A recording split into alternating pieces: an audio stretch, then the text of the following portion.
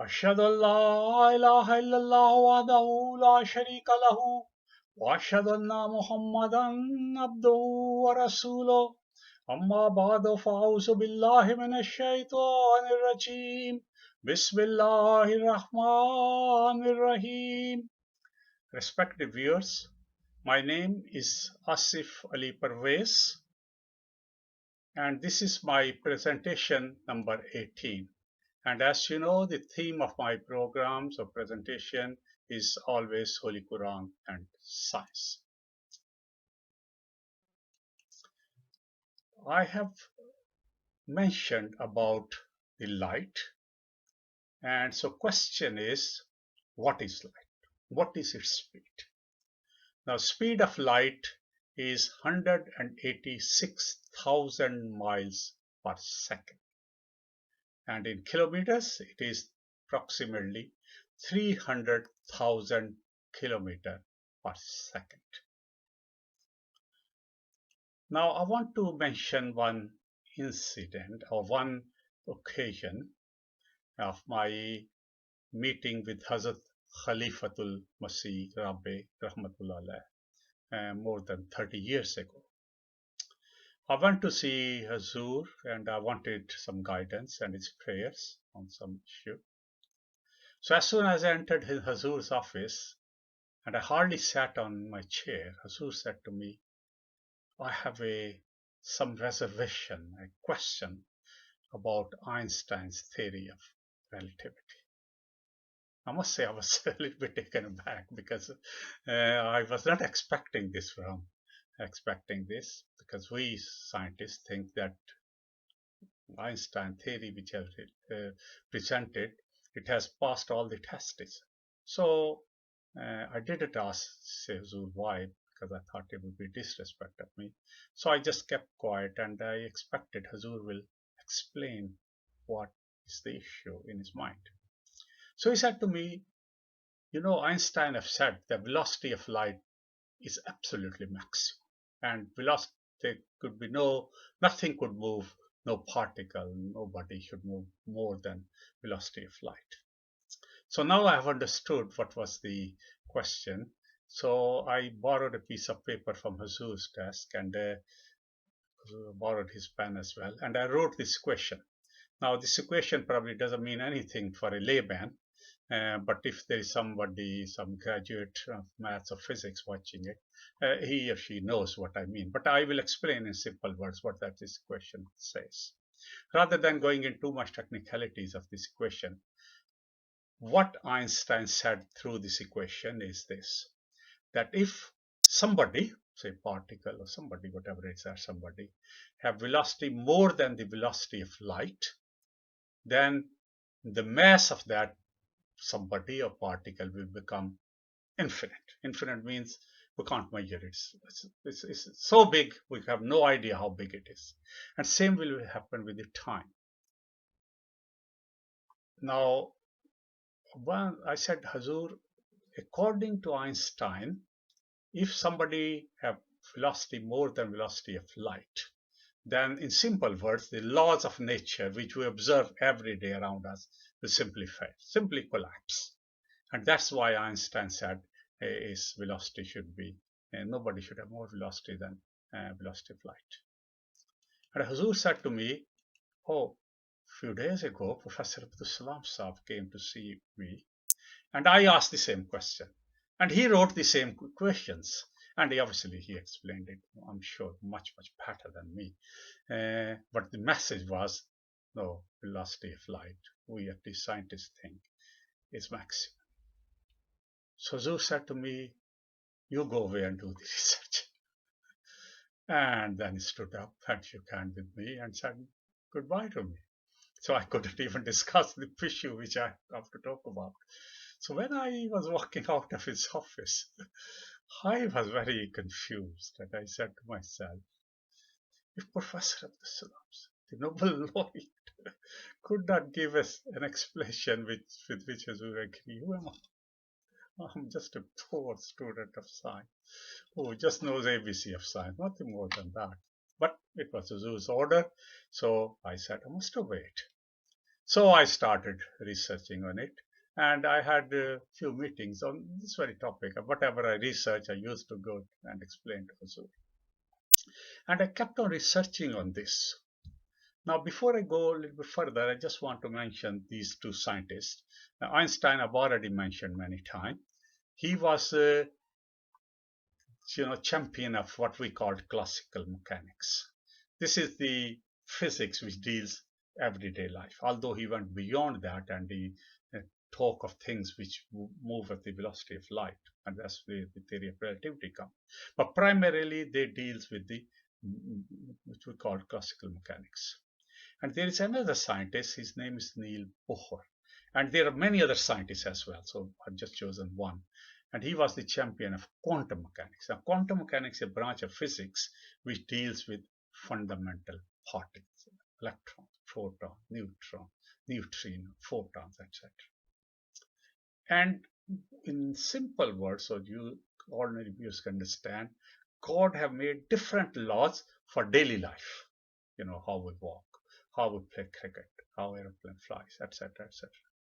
But God have made different laws how the light comes from, for example, from sun or the stars or other things. But again, I must repeat the thing. These laws are made by God Almighty, not by scientists. Scientists just discovered them.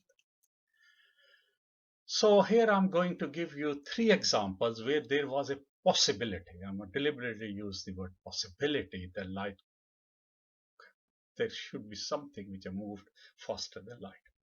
And one is the time when the Allah Ta'ala created the universe. So scientists believe, and this is mathematically proved, so it's not just I'm saying it. No, it's mathematically proved that at the beginning of universe, and I have explained in my previous program in a little more detail, that this moment was 10 to the power minus 32 of a second. Tiny moment, but it was a moment when all these forces were one, and that is the moment shown here in this chart. And in fact, I've shown you this diagram before, and then this split up into four fundamental forces. So that's one example when the universe expanded under the influence of one force, perhaps millions of times faster than the velocity of light. And again, I've explained it in my presentation number 16 in a little more detail. Now, the second incident which I want to quote happened roughly, say, 10 years ago, or less than 10 years ago. And this incident was like this. The scientists generated neutrinos, and again, I mentioned neutrinos in one of my programs, and they generated at CERN, which is in Geneva, where the Large Hadron Collider is. And under the ground, it traveled to Italy, a place called Gran Sasso, where there is again big laboratory here. So the neutrino created here, and they were detected here in Italy. Created Geneva, detected in Italy.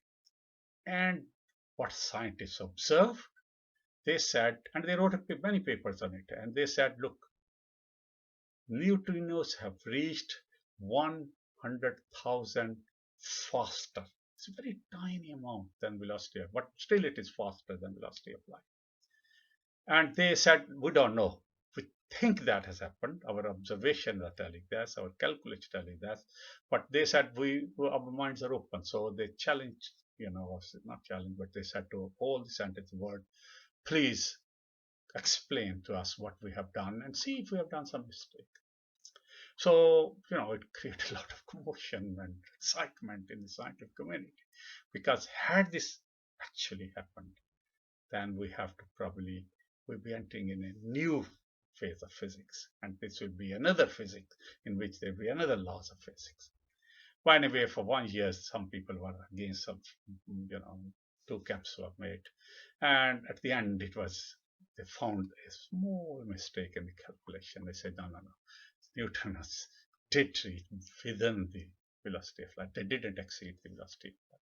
So anyway, this has not proved that neutron can move faster than velocity of light. Now I want to mention another thing, and it's a scientific term, so I have to explain it in layman's terms. It's called quantum entanglement, a mouthful phrase. So what does this mean? Now, quantum stands for what we call as quantum mechanics. So this is a branch of physics which deals with the particles, electron, proton, neutron, neutrino, photon, and many more. And what does word entanglement mean? Now let me explain by the example of a bicycle. Now all of you have used bicycles. I use bicycles. Even now I have got a bicycle in London, UK. And in summer I at least cycle along the Thames River. It's a beautiful cycle path. So I go for 15, 20 miles every day. Keeps me fit. Plus it's given me a golden opportunity to think because the scenery is beautiful and there are no cars, no hustle bustle of London, which, as you know, and London is a very busy city, and your mind is clear. You can think as much as you like, and that's where I think about science, the Holy Quran, and lots of idea comes from. Anyway, so let's look at this bicycle. Now, all of us know that the rear wheel is connected by a chain and with pedals, and these pedals we pedal, and the result is the rear wheel moves. And now this is the important thing. As soon as the rear wheel moves, the front wheel moves as well. Although front is not connected to chain at all. But the structure of bike is such that as soon as the rear wheel moves, front wheel moves same time. This is the key word is same time. And I'm sure you can experiment it yourself. And and this is, so we can say rear wheel and front wheel are entangled. They are become like husband and wife, if I can use that phrase. But they are entangled. So if rear wheel moves, front wheel have no choice but to move. Now let's talk of a little bit of science here. Now let's think we are sitting on this earth, which we do, and there is a photon right in front of me or right in front of you when you're watching this program. And just think there is another photon which is entangled with this photon. So think of the bike. Rear wheel is entangled with the front wheel. So whatever rear wheel will do, front wheel have no choice but to do. And let's say it's a thought experiment. So let's put the other photon onto Neptune, which is the farthest planet on the solar system, 4.15 billion kilometers. Now, what does quantum entanglement say? It says if I spin this electron which is on this earth, yeah, spin the electron here on this earth at the same time, just like this front wheel of the bike, this electron will, photon will also start spinning. This is a mind-boggling thought because the distance is 4.15 billion kilometers. And if we use classical mechanics, then velocity of light is 300,000 kilometers. That means by classical mechanics rules, it should take at least 3.84 days, say let's say 4 days, before the message from the Earth reaches to Neptune. Then look, the photon here is spinning, so you better start spinning it. But that's fine. No, that's not true. Because they said it happens immediately at the same time. Now, obviously, as I said, it's just thought process because nobody have gone to Neptune. Nobody have done this experiment. So, according to laws of quantum mechanics, that's what should happen. That's a better phrase. Now, I give a little bit more scientific example. So, let's say there's a photon. This is in yellow color, photon, particle of light. And the strong nuclear force have an impact on it. And it breaks this photon into two particles. One I'm showing here, electron you know already, it has a negative charge, and its pair, which is a positive charge, and I mentioned this as well, positron. So one photon have given birth to two children, let's call it, and they are entangled. Now that's the other point, they are entangled. And they are shown white arrows. They show these particles spin as well, like earth spins, like clocks spin, needles move. So let's say this positron is moving upward and electron is moving spinning downward. So that's what will happen. And what I have just said here is, just think, I mentioned law of parity again and again. So law of parity appears everywhere, that because God made that law. So you can see the law appears here as well. Now, this example which I've used, as I said, the things happen very, very fast, much, much faster than what we think should happen according to laws of classical mechanics. So you would say, okay, so what? It's your thinking. You could be absolutely wrong, in what you're thinking. But we don't say you don't think because you're wrong. But scientists think with some logic, with some mathematics in it. And I'm giving you an example where it will be employed.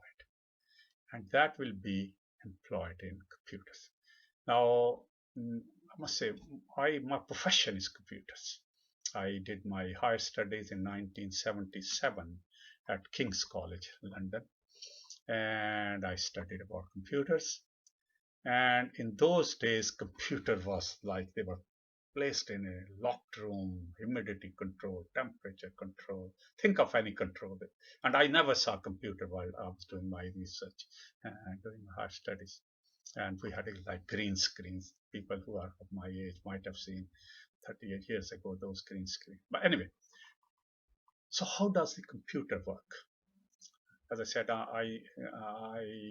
with great humbleness, I say, I've spent 36 years of my life learning, teaching, building, designing computers and computer systems.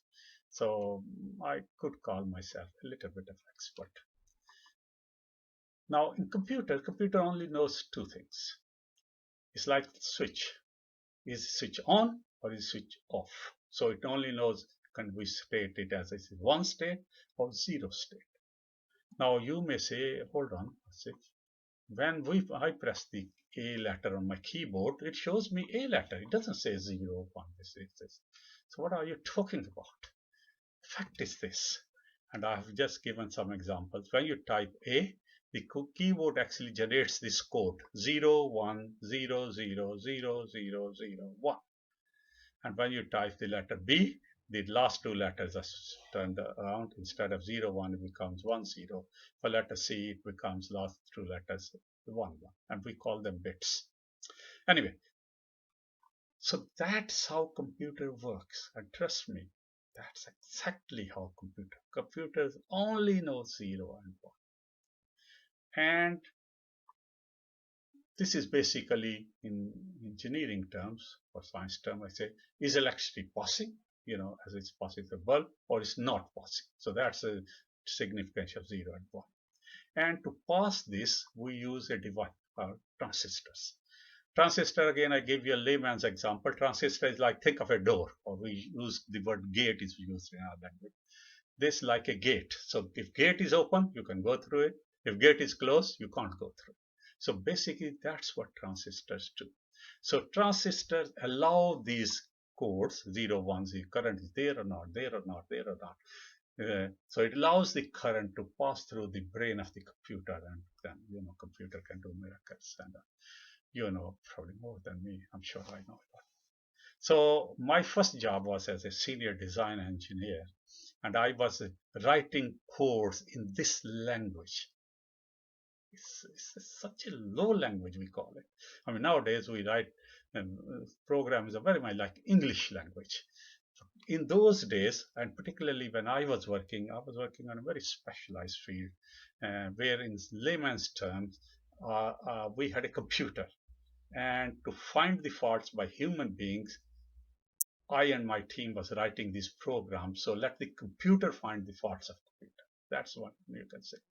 And give you an example. Once I took my program to one of my workshop where the engineers and technicians fix the computer. And they said, oh, on the average, it takes us 1 week sometimes to find a fault. I said, look, I have got a magic machine in my hand. And I connected it, and I said, put the board here. And within 5 minutes, I found the fault. And they were surprised. What's the trick in this machine, And I said, no, this machine is dummy machine. It's this humble one who is sitting behind this machine. And it's my brain and my intelligence which has gone in the machine. And machine acts. It's like a car. If it's standing, it's nothing. But if it starts, goes at faster speed, then it's moving much faster than a human being. But anyway, the point I'm saying is this. the transistors, in those days, if I could give you an example, say there is a board of say 2 by 2 inch, you could fit, let's say, I'm just making a number, say 1000 transistors. Today on the same space, you can probably put 10 million transistors. And that's why computer have, moved from the stage where I used to know them to where I left when I retired. They have leaps and bounds it has gone. But, transistor takes space. So scientists have reached to a point where they, we can't put any more transistors. And then some clever person said, oh, why don't you use quantum entanglement, which I've explained, and build quantum computers. And this research is now going on, and hundreds of millions of pounds are being spent by IBM, by Google, and by big companies. And this will bring a revolution in the world of computers. Its speed, its memory, its processing power with the quantum computers probably be million, maybe billion times more than that. And one of the field which is a growing field in computers is artificial intelligence. That we are trying to make in computers in course as much intelligent as we can. Obviously, my position is you can never make it more intelligent than human, because at the end they're dummy machines. It's the person behind me, behind the computers, like software engineers, and I'm one of them, who put their intelligence into the brain of the computer, and computer does do miracles. But I can see within the century, these which we call robots will be everywhere. They will be doing, cars will be moving without a driver, airplanes be flying without pilots, which they can even do now. So, and research is going on, and cars are being made, and airplane, because I spent 25 years of my life in the airline industry, and I know from my personal knowledge they can fly on their own, they can land on their own. So I'm not talking something which will is hypothetical, but with this quantum computers, I could see the our today's lifestyle is same. I can visualize when these robots, which have intelligence, will be doing all sort of jobs. They will be serving you coffee in the coffee shop, or you can go and buy things from the shop, and there will be robots doing these things for you, and they'll be working in the agriculture industry, any industry you name it, they'll be there. So what will human be doing? Who can tell? But this is bound to happen. I may not see it, my children may not see it, but I'm pretty certain my grandparents' children and their children will definitely see it. Life will be different. Now I want to just remind you the verse where I started, that Auzubillahi minash shaitanir rajeem. Alhamdulillahillazi khalaqas samawati wal arda wa ja'ala zulumati wan nur. Translation is, all praise belongs to Allah, who created the heavens and the earth and brought into being every kind of darkness and light. Surah An-Nahl, verse 2. And I have already shown you this chart, which we scientists call light spectrum. And this program and previous program, I have mentioned a little bit about visible light. In fact, there is so much more. I can probably make 10 or 20 programs just to describe different features of visible light. But I want to move on. So I will start with the radio waves. So what are radio waves? No radio waves, you won't be listening and watching. No radio waves, no radio, no television. Nothing of electronic communication. So it's a very important thing. And Allah Ta'ala has called this zulumat, the darkness. And this darkness behaves like a wave. So I will be explaining in great detail what are these radio waves and what are their benefits to humanity. Thank you very much for listening to me. Jazakallah khair. God bless you. Wa akhiru da'wana. Alhamdulillahi Rabbil